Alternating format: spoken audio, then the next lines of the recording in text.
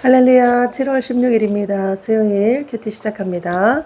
오늘 큐티 합시다 24회차입니다. 디모데전서 6장 1절에서 10절 말씀인데요. 오늘 말씀 전에 오늘 7월 16일 밖에 받는 기도, 오늘 인도네시아 여러분 기도해 주십시오. 밖에 순위로는 59유라고 합니다.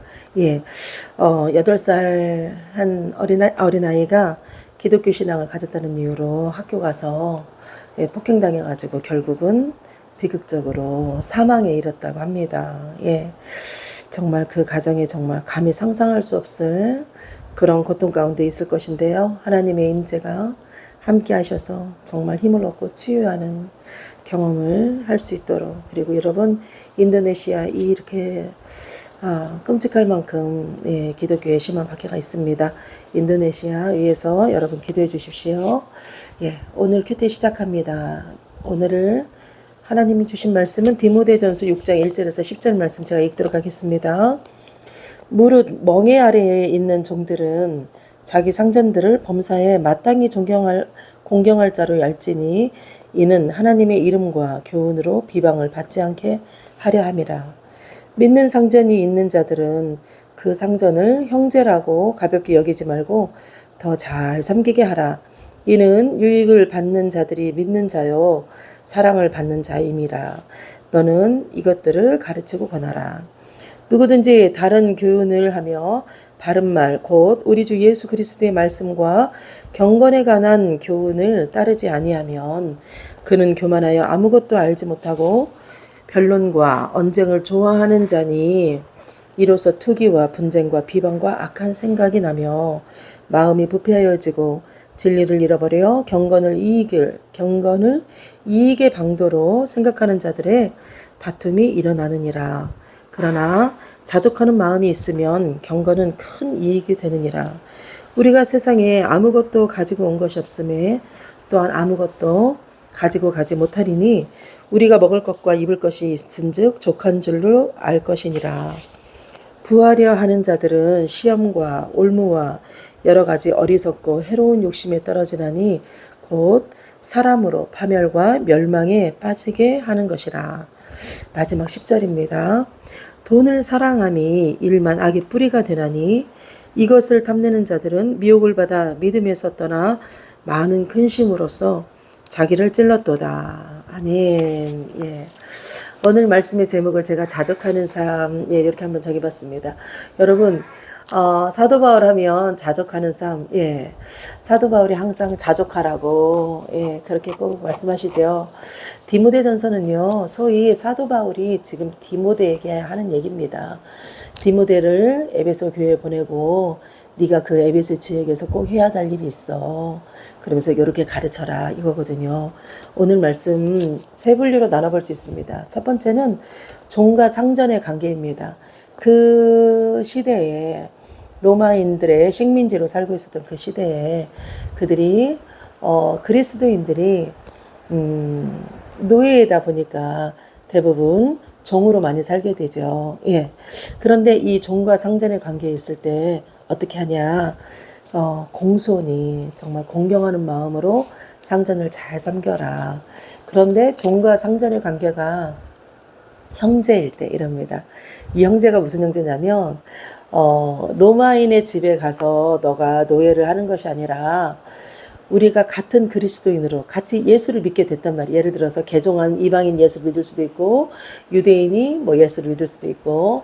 근데 개종을 그 당시에는 대부분 유대인들이 부유하게 살 일은 별로 없으니까 다 노예들이니까 로마인이 개종을 해가지고 이방인이 개종을 해가지고 우리 주 안에서 한 그리스도의 형제가 됐단 말이에요. 우리는 주 안에서 한 형제 자매라고 하죠. 그러면 이게 상황이 이상해지는 거죠. 종하고 상전의 관계였는데 그리스도의 형제의 관계야? 그러면 도대체 어떻게 해야 돼? 우리 이런 경우 많아요. 세상에서도. 저도 말레이시아에서 제가 사업할 때 우리 같은 교회 같은 성도였지만 세상에 와서 직장에 와서는 저하고 주종의 관계로 또 이렇게 되는 이런 경우들 어떻게 해야 되는가? 오늘 말씀에서 분명하게 말씀하십니다. 뭐라고 하냐? 더 잘 섬기라고 하는 거죠. 그리스도 안에서 우리가 형제지만 우리가 지금 일을 할 때는 주종의 관계다. 내가 종이고 위에 상전이라면 나의 형제에게는 더 잘해야 된다. 그래야 되는 이유가 바로 무엇이냐면 주를 모르는 자들에게 본이 되어야 된다는 것이죠. 덕이 되어야 된다는 것이죠. 야, 크리스찬은 그리스도인들은 다르구나. 여러분, 그렇게 말씀대로 살았기 때문에 결국 그 300년 넘게 그 핍박 받았으면서도 로마 시대에 로마 300년이 지난 이후에 로마의 그 나라의 종교가 기독교가 되지 않습니까? 예, 국가 종교가 될 정도로 그리스도인들은 다르구나 이걸 봤을 때, 예, 오죽했으면 국교가 됐겠습니까? 하나님의 백성들은 불경건한 행동을 하지 않는다. 하나님의 백성들은 정말 하나님의 이름에 모욕당하게 살지 않는구나. 그 삶을 살으라는 거죠. 이것이 종과 상전과의 관계에서의 첫 번째 가르침입니다. 그리고 두 번째는 이것을 부탁합니다. 거짓 교사들의 문제에 대해서 얘기합니다. 뭐냐, 거짓 교사들은 자기가 무슨 말을 하는지 모를 정도로 부풀려서 정말 그들이 자기 지식을 자만으로 자기 지식을 주장한다. 그들은 변론과 언쟁을 좋아한다. 변론과 언쟁이요. 우리말 성경에서 뭐라고 나오냐. 제가 볼게요. 변론과 언쟁을 논쟁을 쓸데없는 말이라고 합니다. 쓸데없는 말을 논쟁이라고 하고요. 그리고 변론이라고 하고요. 언쟁은 뭐라고 하냐? 말싸움이라고 합니다. 말싸움. 쓸데없는 말싸움. 제가 오늘 메시지 성경에서 이 부분 너무 재밌게 읽었어요. 제가 메시지 성경으로 한번 읽어드릴게요.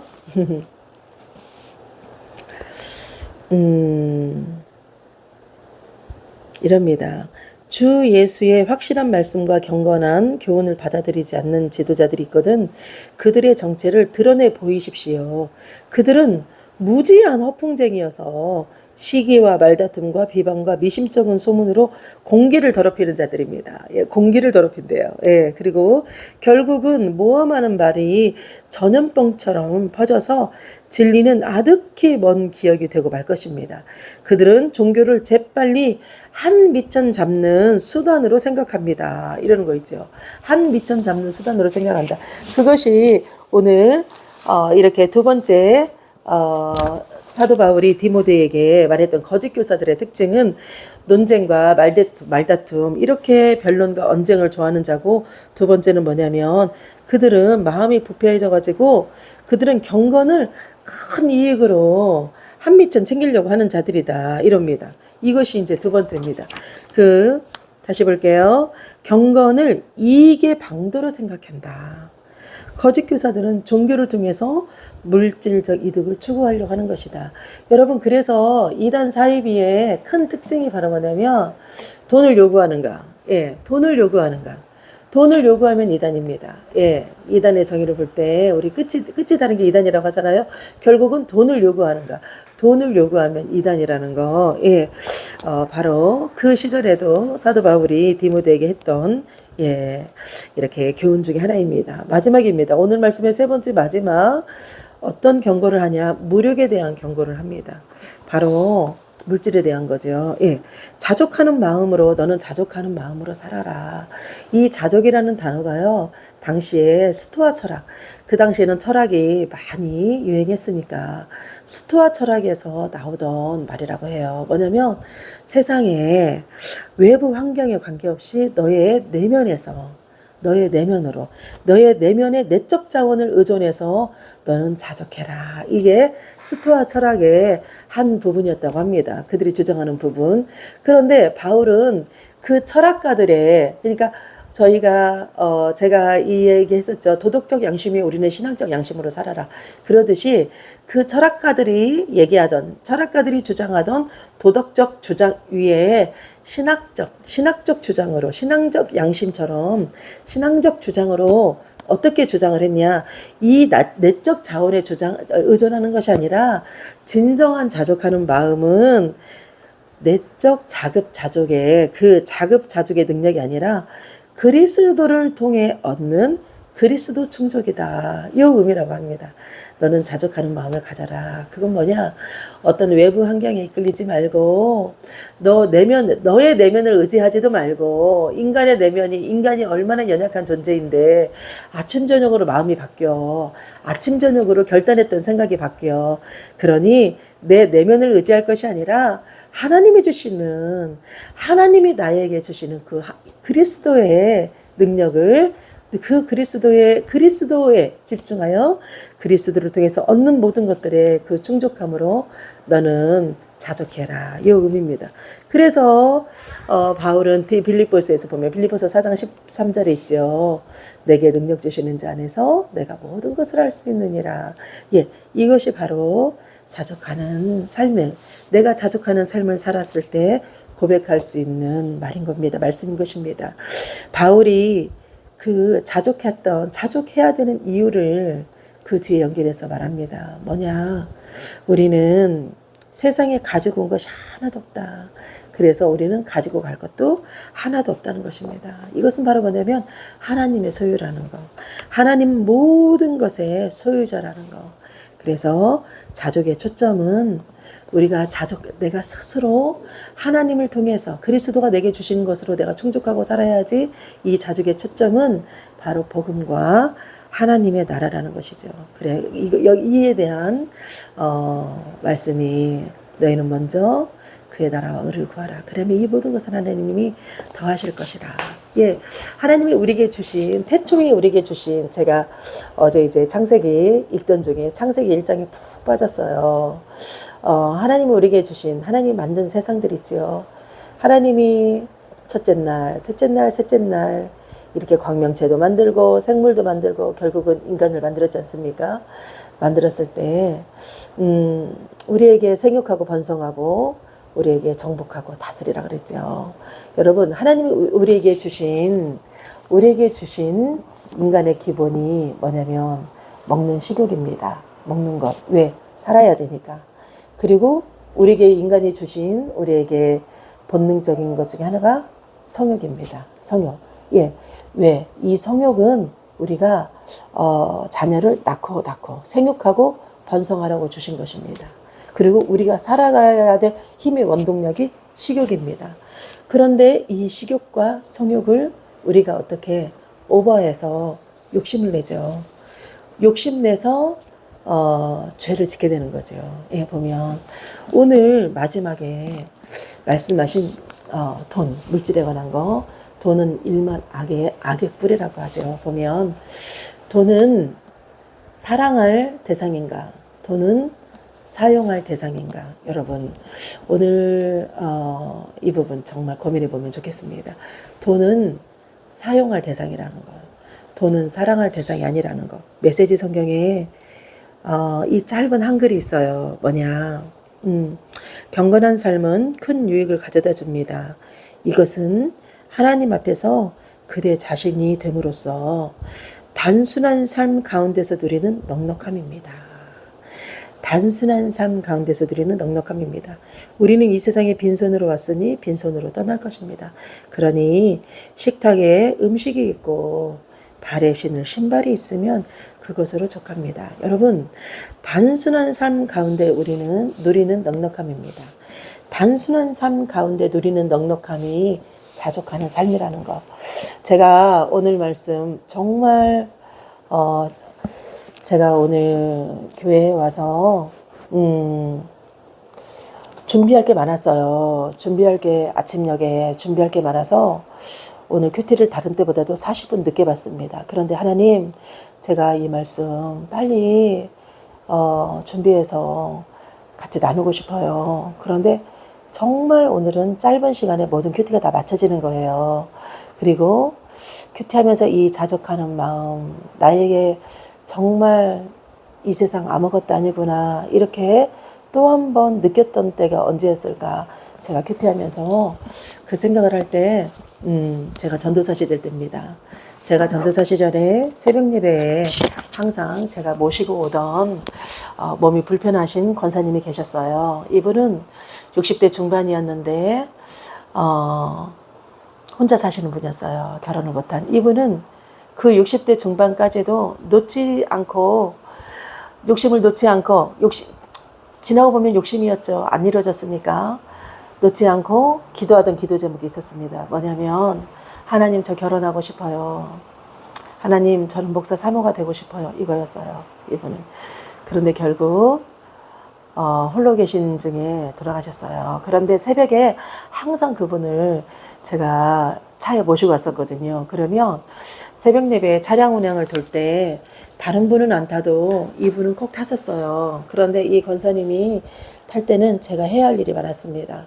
문을 열어드려야 됐고 이분을 몸을 움직여서 차에 실어드려야 됐고 이분이 밀고 오던 이제 그 조그마한 유모차 있죠. 이렇게 몸을 의지하던 그거를 다 접어서 이렇게 넣어야 됐고 할 일이 참 많았어요. 그러나 새벽 예배 때 늘 항상 같이 저와 동행하는 분이었습니다. 그런데 어느 날 항상 기다리던 그곳에 안 계시는 거예요. 그래서 그냥 왔어요. 그리고 새벽 예배가 마치고 집에 가서 잠깐 지금 잠을 자는데 9시 무렵이었어요. 급하게 목사님한테 연락이 온 거죠. 그랬더니 뭐냐, 그 권사님을 돌보던 요양보호사가 9시 무렵에 출근을 했는데 지금 출근해서 문을 안 열어준다는 거죠. 그래가지고 119를 불러서 문을 열었더니 이 권사님이 욕조에서 이제 사망하신 거예요. 예. 그런데 알고 보니 뭐냐, 새벽에 교회를 오실 때마다 항상 목욕을 하고 오셨던 거예요. 이분은 하나님 앞에 갈 때 깨끗하게 목욕하고 가려고. 그런데 몸이 불편하니까 그날 새벽에 욕조에 들어가서 목욕을 하다가 욕조 바닥에 미끄러지신 거예요.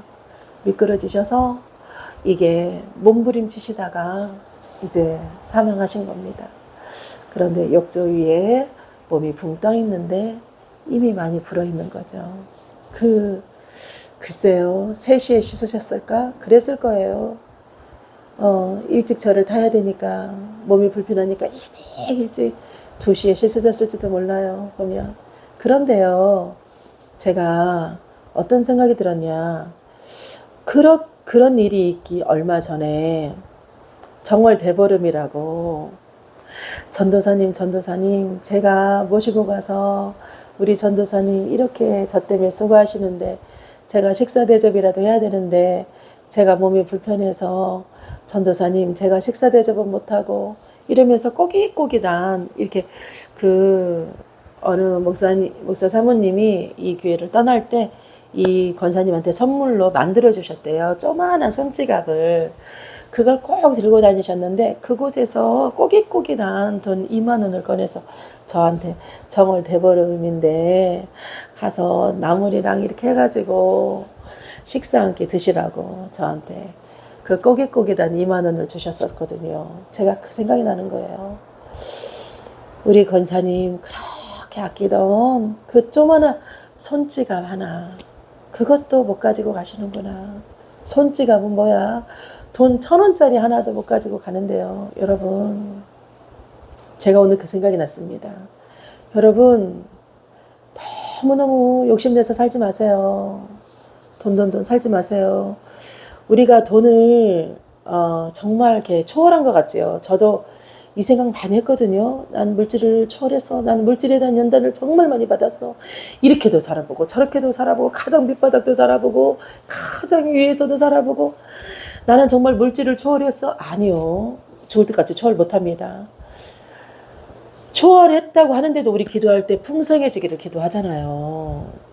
풍성하게 살기를 기도하잖아요. 자식 중에 누구 하나라도 좀 잘 돼서 내가 목회 마지막에 정말 개털돼서 세상 말로 아무것도 없을 때 그래도 나를 조금 유지시켜 줄 수 있는, 나를 좀 책임져 줄 수 있는 자식 중에 누구 하나는 좀 물질의 축복 좀 있었으면 좋겠다.